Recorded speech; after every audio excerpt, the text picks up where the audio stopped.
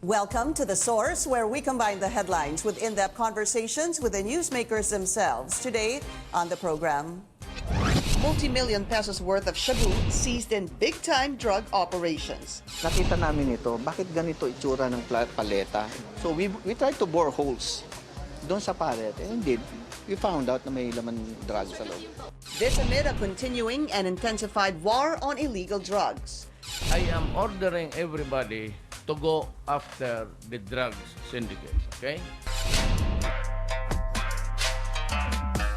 Also, the government seeks to ban a song allegedly promoting marijuana use. So if it's just a song, if there's some things that you are trying to promote that is not good, then kami babati ko sa iyo. But artists slammed the move, calling it suppression of creative freedom. Philippine Drug Enforcement Agency Chief Aaron Aquino joins us live.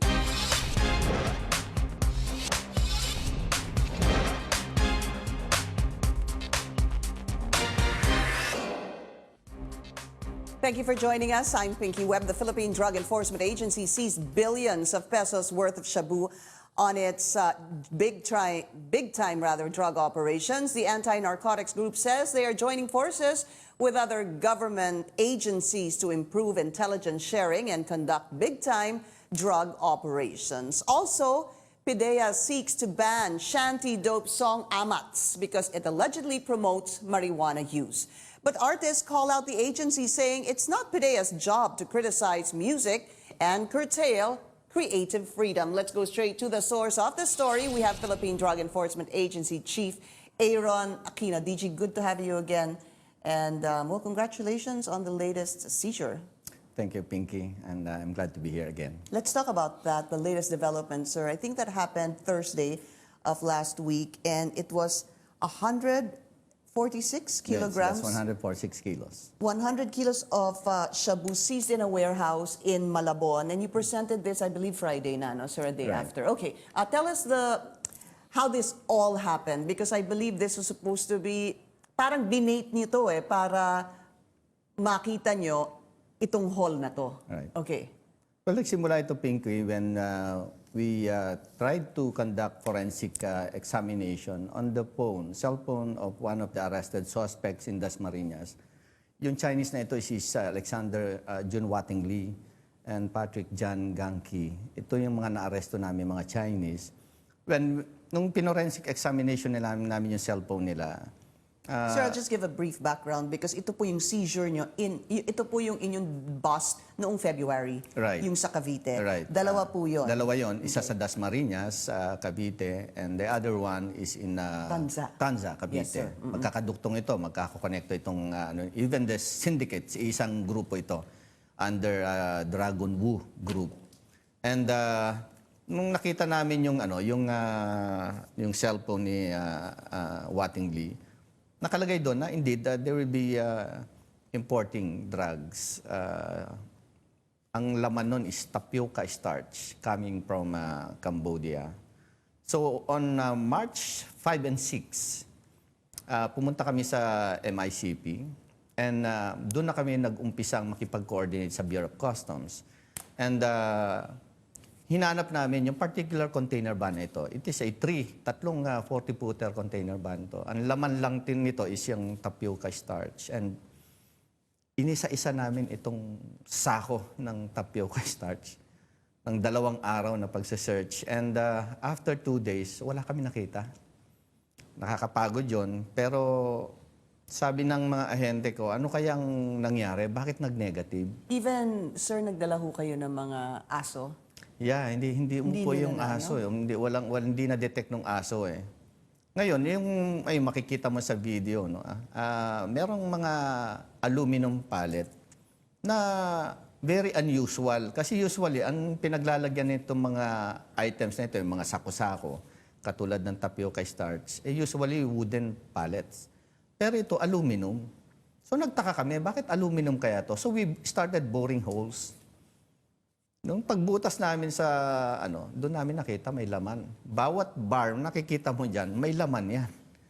Doon nila ipinasok sa loob, ibinalot, kaya makikita mo, ibinalot siya ng, ng lead metal eh. You mean these are obviously aluminum pallets? Yes. And they were buried inside these pallets? Yeah, Ganun ho makikita ba mo nakasuot? hollow inside yan, di ba? Opo. Doon nila pinasok? Doon isinaksak lahat yan at binalot pa ng lead para hindi ma-detect ng X-ray. So kahit in X-ray ito ng Bureau of Customs, hindi masyadong na-detect yung ano kasi nga nakabalot siya ng lead eh. So yun, nakita namin may mga laman sa loob. Sabi namin Bureau of Customs and PDA agreed na i-undergo namin to sa auction to determine other suspects kasi nakahuli na tayo ng dalawa eh. So meron pa siguradong grupo na involved dito. And when you say dalawa, yun po yung sa Tanza at sa Dasmariñas, Cavite, sir. Am I correct? Yung arrest, kasi yung Tansa parehong patay yun eh. Napatay namin yung dalawang suspect, yung dalawang Chinese doon. So yung arrested na dalawa sa Dasmariñas, yun ang pinorensik namin yung cellphone niya. So alam namin na malaki itong Dragon Boo group na ito. So sabi namin, there's still persons behind this importation. So what happened, sir? This was held at the MICP. Totoo yan, yes, MICP. Why was it held? On what grounds? This one? Yes. Sa Malabon na yan. Hindi, sir, sorry. Yung pinuntahan niyo po sa MICP na container vans, 40-foot container vans, doon po niyo nakita yung mga aluminum pallets. After 2 days namin hinahalughog yung container van, yung 3 container van, doon namin nakita na may laman sa loob. Opo. Why were these container vans held at MICP? Abandoned eh.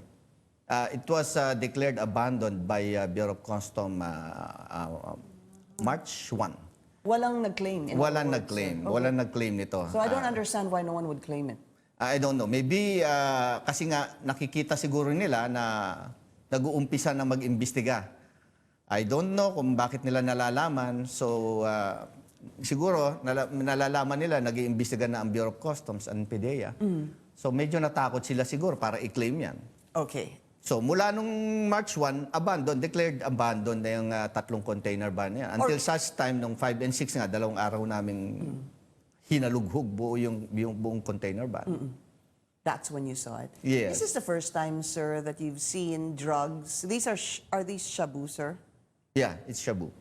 Is this the first time na nakita nyo na nakasuot sa aluminum pallets? Yeah, first time yan. At saka first time din nagkaroon ng aluminum pallets na made of aluminum. Kaya usually kahoy yung mga pallets. Oo, paletas yan. Paleta, yes, paleta. Okay. So nakita nyo yan, tapos ang decision nyo, gawin yung bait. Parang i-bait namin. Just like a control delivery, no? Pag meron kami nakitang sa isang bagay, sa isang package na may drugs, i-control delivery namin. Kung sino yung mag-accept ng package nan, huli ka, pupusasan ka namin. Okay. So parang ganito ang nangyari ito. Ipa-auction natin. And usually, Pinky, kung sino yung nag-import niyan, siya yung may priority sa bidding. So sabi namin, sigurado lulutang itong membre ng sindikato nito once pinabidding natin to. Unfortunately, may nanalo nga, no, yung Goldwyn nanalo. And inano namin to, background check namin itong Goldwyn. And they're not involved in illegal drugs. What are they involved in? Pagbili lang ng tapioca starch. Okay. So kailangan nila to, kumbaga, itong Goldwyn, itong tapioca. Yes, pero hindi namin binitawan ito, Pinky. Mula nung napunta sa warehouse nila, may nakatutok sa amin dito. So ito pa rin, yung obviously nakita niyo po sa container van, sir, idinala na sa Malabon kasi nanalo na si Goldwyn. Okay. Kasama na yung pallets doon. Apo. Pero hindi namin, sabi ko nga, hindi namin binitawan yan. 24/7, may mga mata kayo sa loob. Naka-monitor. Kasi tinitignan namin, baka si Goldwyn din ang magkalas. So pag kinalas ni Goldwyn yan, well, truly, they are involved. Right. Because your suspicion in the beginning is they're possibly not involved. Pero pag makita niyong meron silang kinakalas doon. Yes. Oo, alam nila kung saan hanapin. Yun, sigurado, very well sila yung involved. And then, so what happened, sir? Well, may nangyari nga yata sa Goldwyn na parang may nabangga yata or something. That's the time they reported it into PNP. Pero alam na namin yung time na yon. So immediately, pinuntahan namin kagad yung main force namin, pumunta kami na dyan, kung makikita sa picture na yan. At inumpisa na namin baklasin lahat, yung Shabu sa loob ng aluminum pallet. So si Goldwyn ang nagsumbong sa police? Yes, nung nakitang nagkaroon na ng butas yung ano kasi doon yata sa ano bang tawag dito sa backhoe. Ay ano bang tawag dito? Yung nagbubuhat yung binubuhat na ganon. Yung steel? Oo, ano Okay. bang tawag doon? I'm not, ha? Forklift. Forklift. Yes, Oo. forklift. Sorry. May bumigay, tapos siguro. May nasundot at lumabas. I see. May nasundot at lumabas. But you're 100% sure, sir, that Goldwyn is not involved in this? No, they're not involved, yes. All They're right. not Now, involved. the questions are, who is Dragon Wu and who was the importer of supposedly these container vans? We'll be talking about that and many more after the break. This is The Source on CNN Philippines. Coming up, should the government also push through with its rather plan to ban Shanty Dope's Amatz song? PIDEA Chief Aaron Aquino will still be with us after the break.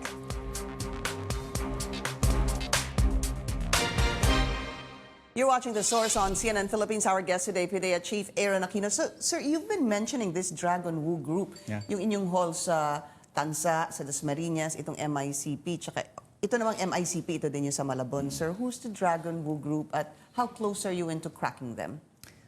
We believe that Dragon Wu is a Chinese. He's now in China. And siya yung may head ng local sindikato dito sa Pilipinas. So, nakasibat yan sa Pilipinas. So, minomonitor namin yung movement niya and we have coordinated that also with the Bureau of Immigration. Once na pumasok yan, dapat impormahan kami. Siya talaga yung pinaka-mastermind dito sa grupo. So, Any information how many times he's made it to the country, sir? palagay ko maraming beses na kasi konektado rin yan dun sa sa operation namin sa Alabang, Ayala Alabang. Yes, konektado Yung rin yan. sa bahay na puno ng drugs also, sir? Oo. Yun sa somewhere ditong operation namin sa Quezon City kung saan kami nakakuha ng 3 kilograms lang naman, connected din sila dyan. So, malaki yung grupo na yan. In fact, pinakita ko yung link diagram sa media noon. Ang laki haba-haba ng link diagram na yun. So, we're just one half finished on that link diagram. May kalahati pa, so mahaba-haba pang proseso to. Sir, if you know that his name is, yan ho ba ang pangalan niya? It's an alias, of course. Okay, but do you know, you obviously know who the person is? Yes. Okay. Are you coordinating with China, sir, or any other country to be able to help you find this As always. alias? Yes, always. And? Nung last week, nagkaroon kami ng bilateral agreement with China. Yung top-level officials ng China, nagkaroon kami ng bilateral meeting. At natackle yung mga ganyan, yung mga sindikato ng mga Chinese na na-involve sa atin. So ngayon, ang ginagawa namin, lahat ng pangalan, binabato namin sa China. And China will now determine and get some intelligence and information about this personality and babalik sa amin yan. Pero gaano katagal niyo na pong binato ang pangalan ni alias Dragon Wu, sir? Simula pa lang. Like how many, a year ago, 2 years ago? Nung nag-umpisa ito mga this year, early this year lang naman di ba? Or you mean you discovered this group early this year, sir? yeah, Okay. we discovered this group. So sinabi niyo na to, and what kind of help has China given us so far in terms of trying to identify or find out the location? So lahat ng mga pangalan na nahuli namin, na napatay ng PIDEA, pinapadala namin sa China and they get all the informations. So from that information, nagkakaroon na rin kami ng link. Nalilink namin na ito palang tao na ito ay nakalink sa ganitong tao na ito, itong ganito. So napagduduktong-duktong namin. How cooperative is China, sir? Very cooperative. Very Talagang cooperative. they also want to get into. Medyo mas sumalang ang loob nila nung one time nagkaroon kami bilateral kasi sabi na bakit daw ang sinasabi ng law enforcement agencies dito na lahat ng drugs ang gagaling China. Which unfair nga naman. Mostly kasi ngayon ang drugs nanggagaling sa Golden Triangle region. At saka yung cocaine na nakikita natin sa float is either coming from Mexico, Colombia, or Peru. Which leads me to my next question, sir. Sabi po ni Pangulo, this will be a relentless war on drugs. Most dangerous, siguro nga even on the war on drugs. Because of, sir, yung mga hall ninyo na nakikita naman sa media, itong Alabang, itong Tanza, itong Dasmariñas, itong Malabon, the magnetic lifters in the past, sir. Are we winning? Kasi dalawa ho yung talagang tanong dito. Nananalo ba tayo O dumadami ba talaga ang pasok ng...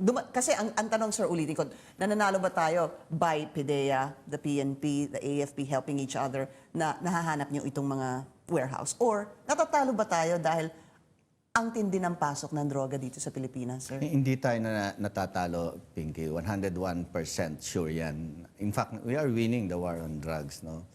Kaya lang, sabi ko nga, ang first impression kasi ng mga taong bayan na parang lumalala. Kasi left and right sa TV, wala kang ginawa. Sa dyaryo, kahit saan, sa social media, puro na lang droga pinag-uusapan araw-araw. Samantalang noon, napag-uusapan ba yan? Halos wala eh. Pero yung kalakalan noon at saka kalakalan ngayon, pareho lang. How do you know? Of course, galing ako 36 years in the Philippine National Police Service ako eh. So alam na alam ko na ang kalakalan noon at saka ngayon pareho lang. Kaya lang hindi naging priority program ng administrasyon noon ang illegal drugs. Ngayon, araw-araw, kita mo nga, bilyon-bilyon na kayo nahuhuli natin. Noon, may narinig ka ba? Well, siguro, may narinig ka siguro, 2-3 milyon. Ngayon, ayan, 1.9.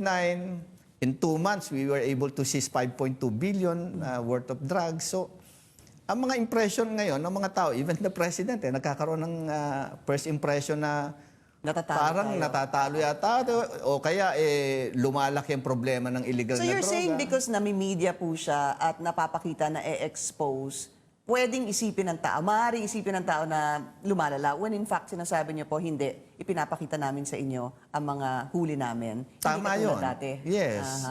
Nung ano sabihin mo, yung smuggling noon at saka ngayon, is it different? Yeah. No, pareho lang. Really? Kung anong lakas ng smuggling noon at saka ngayon, pareho lang. Yun yung sinasabi niyo pong yung kalakalan dati, pareho sa kalakalan ngayon. Ngayon, so, yes. Then the question is, kung pareho lang po ang kalakalan before at kalakalan ngayon, sabi niyo po, pareho, hindi ho sila natatakot dito sa war on drugs si Pangulo? Hindi, sabi ko nga, pag ang bottom line dito pagkakaperahan, hindi sila matatakot. Sabi ko pa nga, gustong-gusto nila mag-operate sa Pilipinas kasi walang death penalty. Sa ibang bansa, very strict. Talagang pagpunta ka ron, at nahulihan ka ng kahit ilang gramo, papatayin ka nila ron. A lot of people are talking about that, sir, especially for drugs, yung death penalty, reviving it, restoring it for high-level drugs. Do you support that, sir? Yes, kaya nga inintay ko na lang si Senator Bato na talaga umpisahan niya para magkaroon uli ng death penalty. All right, we'll be taking another short break. We're going to talk about Amatz. The Director General wants to stop the airing of this song, Amatz, because he says it promotes the use of marijuana. We'll be right back.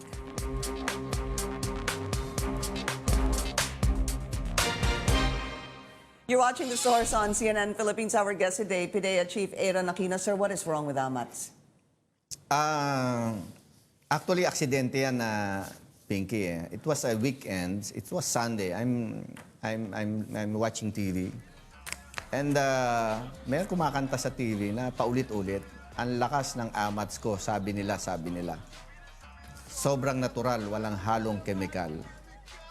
So sabi ko nga, tinignan ko yung lyrics Talagang Shantydope is promoting the use of marijuana recreationally. What's in the lyrics, sir, that made you think that he is promoting marijuana? It's a rap music, no? Pag pinakinggan mo, talagang siguro kailangan mong pakinggan 10 times o 20 times para marinig mo kung ano yung mga ibang lyrics ng kanta. Hindi mo kasi dahil mabilis Ang tatatak lang sa isip mo, Lakas ng Amatz ang ko. lakas ng Amatz ko, which was mentioned 30 times in the song. Well, that's the refrain, sir. Yes, Isn't that? that's the chorus. Forgive me, it's obvious, right, that they Right. keep repeating that. Kaya nga, so pag paulit-ulit yung word na Amatz na 32 times, anong tatatak sa utak ng mga tao? Amatz. Amatz. When you look at the definition ng Amatz, ano ba ibig sabihin ng Amatz? It's a Filipino language that Di ba pertains ang Amatz either... tama? Yes, it's a reverse spelling for tama. Tama. Yes. And it pertains either in the hit ng alcohol or illegal drugs. Okay. And in this case, yung kanta niya, malabo naman siguro maging alcohol yan. Ano? Kasi sabi niya, Sobrang natural, walang halong chemical. meron pa siyang minention dyan na damong mabango, galing Benguet. Ano pa ba yung damong mabango na galing Benguet? Wala naman ng iba You know, sir, you're asking the MTRCB and the OPM to stop the airing and promotion of the song Amatz. Have you heard from them?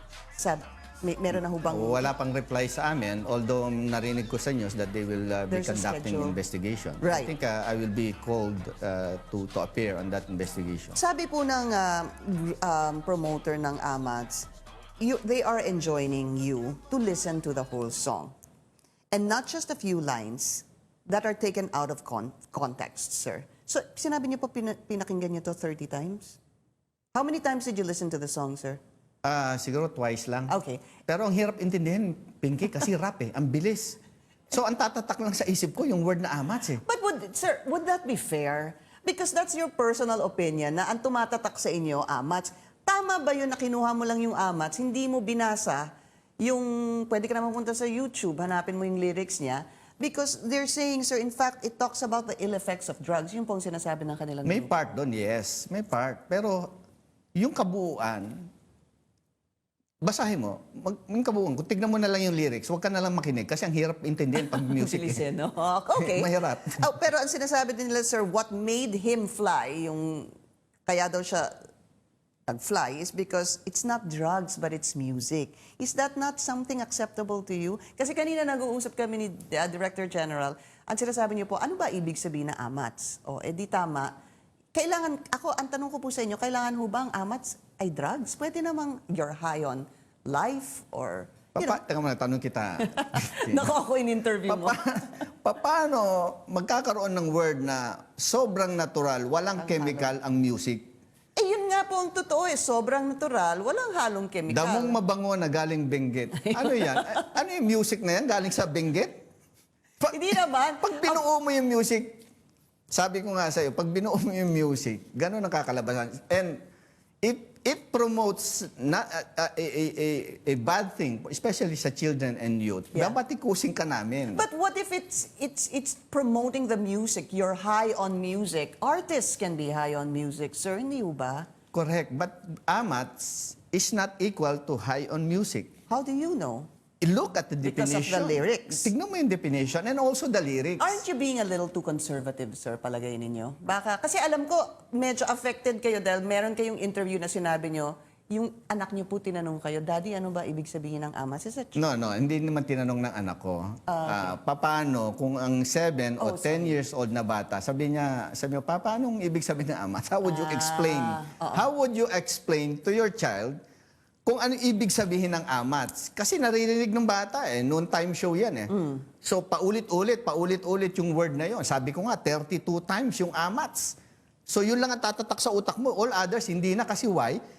It's a rap. Ang bilis ng kanta. Unless siguro, titignan mo word by word doon sa lyrics. At siguro maiintindihan mo na talaga, indeed naman talagang may promotion ng Pero illegal drugs. I still need to bring this in. I understand, sir, that you're saying, ang naaalala mo dito, Amatz. And for the most part, siguro, sir, ang Amatz, isabihin, high ka.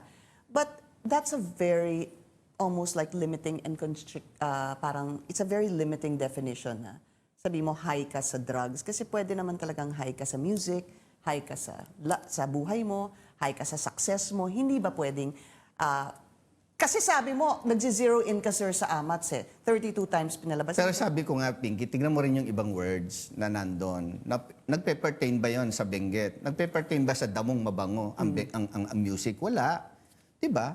So makikita mo yung ibang mga lyrics doon. It pertains to illegal drugs. Okay, so you still stand by this, sir, that you want the MTRCB to stop the airing of this song? O pakinggan itong... Yes. Yun pa rin po. Hindi ho nagbabago ang inyong isip in spite of what they're saying that, Amatz refers to the music, it's not any form of drugs. At yung isa pa pong sinasabi, sir, that could this set a dangerous precedent kasi parang nangingialam na kayo dun sa artistic creativity ng artist. Freedom of expression is limited. It's not absolute. Hindi ka pwedeng kung ano na lang gusto mong gawing kanta. Sabi nga sa akin I know people, especially yung fans ni Shanti, binabash ang PIDEA. Bakit yan lang daw ang pinakikialaman namin yung music? No, it's not. Makikita mo naman yung accomplishment ng PIDEA kung gaano kalaki na Pero sabi ko, we are dealing with the illegal drugs holistically. Hindi lang yung pwedeng puro supply reduction, hindi pwedeng demand reduction, meron ding harm reduction. And this form part of our harm reduction program, Pinky. na pag matingin namin, nakaka-epekto. Kaya kita mo, yung mga concert, yung mga rave dances, ang dami namamatay eh. Kasi sa paggamit ng illegal na droga. Kasi look, if the music is sad, anong magiging feelings mo and emotion mo? You will become sad. If the music is happy, you start dancing because you feel happy. If it's about a love song, you will feel also the love. Okay. Ang problema itong Amatz, how would you feel pag yung naparinig mo, 32 times ang lakas ng Amatz ko, anong magiging feeling mo? I'm asking you. I will really have to look into every lyrics of the song, sir, and not just once, Kasi it's a little unfair dahil I understand saan kayo nanggagaling, pero meron din kasi talagang itong sinasabi na you can be high on, it's not necessarily drugs, but it could be other things as well. And you see, another thing I'd like to say is I'm obviously not an artist, sir. Hindi ako creative in that sense. So yung kanilang interpretation or how they make music is something that is not very, it's quite alien to me. Well, Diba? I have also a challenge kay Shanty Dope. Sana makagawa siya ng music naman na ito ay aligned sa war on drugs natin. Sana mas makakabuti sana kung gumawa siya ng kanta na para sa mga kabataan, na hindi yung nagpo-promote ng something bad. Maybe it's good, sir, that sabi naman ng MPRC, they are looking into a hearing on this, pero handa ho kayong makaharap naman si Shanty at yung kanilang promoters about this. So you can have a talk about this song. I think may move yata. I don't know if it will be tomorrow or the day after, no? Kasi parang Shanty would like to go to our office. Okay. And that will be a good move para magkaliwanagan kami at hoping na may ayos itong problema na ito at indeed, kung kailangan iban itong music na ito, maibaban. And, Pero gusto mo pa rin iban, sir? Yes, of course. All right. Maraming salamat. Kay PIDEA Chief Aaron Aquino, sir, we await that meeting of yours with the Shanty Dope. Tingnan natin anong kalalabasan nun. And congratulations on the busts in the past months, sir. Congratulations to your team. And thank you for joining us here on The Source. I'm Pinky Webb. You're watching CNN Philippines.